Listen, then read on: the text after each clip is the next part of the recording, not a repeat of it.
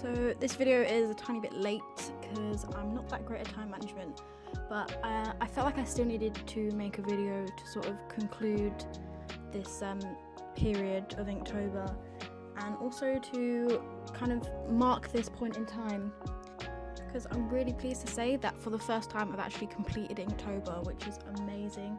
I'm so happy. I've attempted it I think twice before, but this is the first time that I didn't give up halfway through, so it's a pretty big achievement for me. I'm really happy. And even though I didn't meet all of my goals, because I did want to make a video for each illustration, which I didn't do, I'm still really happy, and I'm still really proud of myself because I can look back and look at 31 illustrations. Even if I'm not 100% proud of all of them, I'm still proud of what all of them represent, so that's great. So 31st isn't just the day that Inktober finishes, it's also the sabbat Samhain, which is a fire festival and is also the last harvest festival. So this sabbat kind of is where Halloween originates. So a lot of the things you would do for Halloween you also do for Samhain, which by the way is spelt like Samhain, which I thought that's how you said it for a really long time because it's spelled S-A-M-H-A-I-N, but it's pronounced Samhain or Soen. I think you can pronounce it Soen as well. Anyway, this sabbat marks the beginning of the wheel of the year, so I think there's 8 sabbats, and so Samhain is kind of like the witch's new year almost.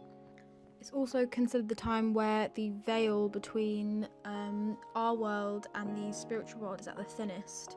So a lot of the traditions and ways of celebrating include honouring the dead, or communicating with the dead, or connecting with your ancestors.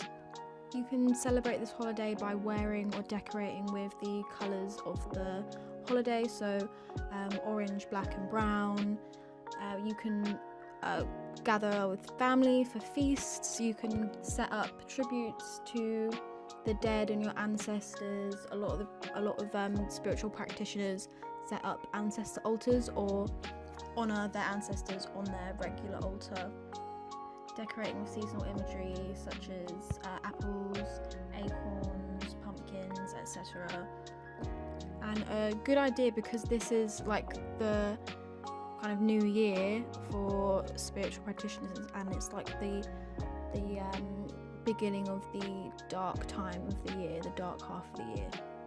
A really good idea is to reflect on the year that's passed, reflect on what's happened, what you've learned, your accomplishments, and what you want to do for the next year.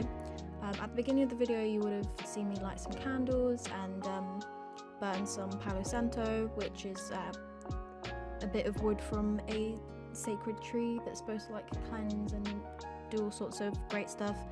By the way, I found out that it was endangered after I bought it, by the way, so don't come for me if you're like, Palo Santo's endangered, you shouldn't have bought that, blah blah. I know, okay, I know, I didn't know when I bought it, I know now, I will not rebuy it. Even though I really like it, it's got this really unique smell, I love it. So yeah, I just thought I would cleanse that kind of space and set an atmosphere before I did some meditation. And I think reflection is always a great idea. Always a great idea to reflect. So yeah, that's what I did. I also set out a glass of wine when I had my meal on the 31st, because I thought it was just a nice thing to do, to kind of give a little tribute to any spirits that happen to be walking through. I thought it was a nice gesture. So my final Inktober illustration on 31st was inspired by Samhain. It's got the elements, pumpkin, the colours, I've got a skull in there, some wine. I also put the symbol on the smaller pumpkin, the Samhain symbol. Apparently that is the symbol of this sabbat. I also put the waning crescent moon in there, because this kind of part of the year where things are slowing down and dying is kind of this where the crone is her time to shine. So I thought I'd include that there as a little homage to her. So yeah, I will leave momentarily and just let you watch the rest of the video. But at the end, I've put just a little slideshow of all of my illustrations, because obviously I didn't make a video for them. But I'm more proud of some than others, but like I said, I'm proud of the project as a whole.